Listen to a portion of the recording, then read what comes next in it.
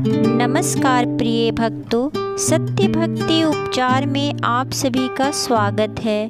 प्रिय भक्तों, आज मैं इस वीडियो में ऋषि पंचमी कथा सुनाने जा रही हूँ। इसे सुनने मात्र से जन्म जन्म के पाप तुरंत नष्ट हो जाते हैं और इसके साथ ही साथ घर में सुख शांति और समृद्धि आती है। इस कथा को जो सुनते हैं वो धनवान बन जाते हैं। तो चलिए, वीडियो शुरू करने से पहले हमारे चैनल पे जो नए हैं वो प्लीज़ हमारे चैनल को सब्सक्राइब कर लें और बेल आइकन को प्रेस कर लें। ऋषि पंचमी व्रत कथा इस प्रकार है। विदर्भ देश में एक सदाचारी ब्राह्मण रहता था। उसकी पत्नी बड़ी पवित्रता थी, जिसका नाम सुशीला था। उस ब्राह्मण के एक पुत्र और एक पुत्री थी। विवाह योग्य होने पर उसने समान कुलसीन वर के साथ कन्या का विवाह कर दिया। कुछ दिनों बाद वह विधवा हो गई। दुखी ब्राह्मण दंपत्ति कन्या सहित गंगा तट पर कुटिया बनाकर रहने लगे। एक दिन ब्राह्मण कन्या सो रही थी कि उसका शरीर कीड़ों से भर गया। कन्या ने सारी बात अपनी माता से कही। माता ने अपने पति से सब कहते हुए पूछा, हे प्राणनाथ, मेरी साध्वी कन्या की यह गति होने का क्या कारण है? ब्राह्मण ने समाधि द्वारा इस घटना का पता लगाया और बताया, पूर्व जन्म में भी यह कन्या ब्राह्मणी थी। इसने रजस्वला होते हुए भी बर्तन छू दिए थे। इस समय में इसने लोगों की देखा देखी ऋषि पंचमी का व्रत नहीं किया, इसलिए इसके शरीर में कीड़े पड़े हुए हैं।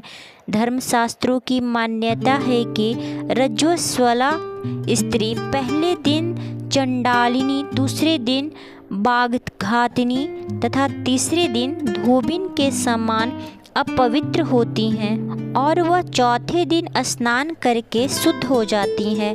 यदि यह शुद्ध मन से अभी ऋषि पंचमी व्रत का व्रत करे तो इसके सारे दुख दूर हो जाएंगे और अगले जन्म में अटल सौभाग्य प्राप्त करेगी। पिता की आज्ञा से पुत्री ने विधि पूर्वक ऋषि पंचमी का व्रत एवं पूजन किया।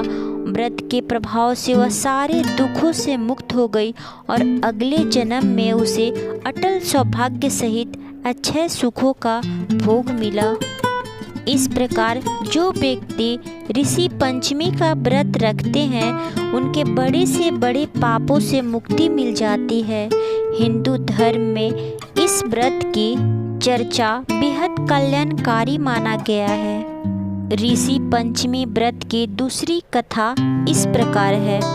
युधिष्ठिर ने प्रश्न किया कि हे देवेश, मैंने आपके श्रीमुख से अनेकों व्रतों को श्रवण किया है। आप कृपा करके मुझे पापों को नष्ट करने वाला कोई उत्तम व्रत सुनाएं। राजा के इन वचनों को सुनकर श्री कृष्ण जी बोले, हे राजेंद्र, अब मैं तुमको ऋषि पंचमी का उत्तम व्रत सुनाता हूँ, जिसको धारण करने से स्त्री समस्त पापों से छुटकारा प्राप्त कर लेती हैं। हे नृपोत्तम, पूर्व समय में वृत्रासुर का वध करने के कारण इंद्र के उस पाप को 4 स्थानों पर बांट दिया। पहला अग्नि की ज्वाला में, दूसरा नदियों की बरसाती जल में, तीसरा पर्वतों में और चौथा स्त्री के रज में। उस रजस्वला धर्म में जाने अनजाने उससे जो भी पाप हो जाते हैं उनकी शुद्धि के लिए ऋषि पंचमी व्रत करना उत्तम है। यह व्रत समान रूप से चारों वर्णों की स्त्रियों को करना चाहिए। इस विषय में एक प्राचीन कथा का वर्णन करता हूँ, जो इस प्रकार है। सतयुग में विदर्भ नगरी में सेनजित नामक राजा हुए। वे प्रजा का पुत्रवत पालन करते थे। उनके आचरण ऋषि के समान थे। उनके राज्य में समस्त वेदों का ज्ञाता, समस्त जीवों का उपकार वाला सुमित्र नामक एक कृषक ब्राह्मण निवास करता था। उनकी सती जयश्री पवित्रता थी। ब्राह्मण ने अनेक नौकर चाकर रखे थे। एक समय वर्षा काल में जब वह साध्वी खेती के कामों में लगी हुई थी, तब वह रजस्वला भी हो गई। हे राजन, उसे अपने रजस्वला होने का भास हो गया, किंतु फिर भी वह घर के गृहस्थ कार्यों में लगी रही।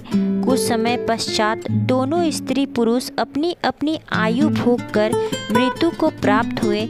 जयश्री अपने ऋतु दोष के कारण कुतिया बनी और सुमित को रजस्वला स्त्री संपर्क में रहने के कारण बैल की योनि प्राप्त हुई। क्योंकि ऋतु दोष के अतिरिक्त इन दोनों का और कोई अपराध नहीं था, इस कारण इन दोनों को अपने पूर्व जन्म का समस्त विवरण याद रहा। वे दोनों कुतिया और बैल के रूप में रहकर अपने पुत्र सुमित के यहाँ पलने लगे। सुमित धर्मात्मा था और अतिथियों का पूर्ण सत्कार किया करता था। अपने पिता के श्राद्ध के दिन उसने अपने घर ब्राह्मण को जिमाने के लिए नाना प्रकार के भोजन बनवाए। उसकी स्त्री किसी काम से बाहर गई हुई थी कि एक सर्प ने आकर रसोई के बर्तन में विष उड़ेल दिया। सुमित की माँ कुतिया के रूप में बैठी हुई यह सब देख रही थी, अतः उसने अपने पुत्र को ब्रह्म हत्या से पाप से बचाने की इच्छा से उस बर्तन को स्पर्श कर दिया। सुमित की पत्नी से कुतिया का यह कृत्य सहा न गया और उसने एक जल्दी लकड़ी कुतिया को दे मारी। वह प्रतिदिन रसोई में जो जूठन आदि शेष रहती थी उस कुतिया के सामने डाल दिया करती थी, किंतु उस दिन से क्रोध के कारण वह जूठन भी उसे नहीं देती। तब रात्रि के समय भूख से व्याकुल होकर वह कुतिया अपने पूर्व पति के पास आकर बोली, हे नाथ, आज मैं भूख से मरी जा रही हूँ। वैसे तो रोज ही मेरा पुत्र खाने को देता था, मगर आज उसने कुछ नहीं दिया।